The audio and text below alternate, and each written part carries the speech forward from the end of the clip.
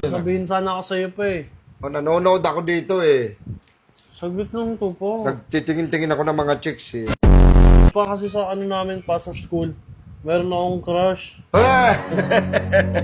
Naiiyak Binata ako. na talagang anak ko. Naiiyak ako. Hira, pasok mo daw. Ilan taon ka na, anak? 13 pa. 14, sipa ka na ah. Yung araw, hinaharaan ako pa yan.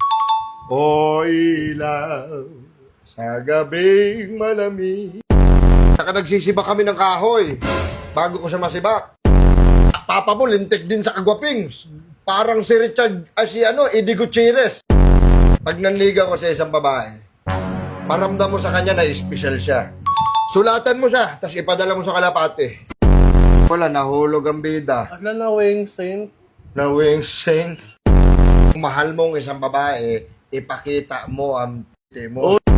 Kakagusto din kasi sa kanya eh. Tapos nakasar nga ako dun eh. Binibigyan niya ng bulaklak. Eh, bigyan mo rin. Bigyan mo ng isa yung lalaki. Pakan mo. Bigyan ko na lang pala siya. Kaibigan. Paluin kita eh. Ngayon eh. Wow!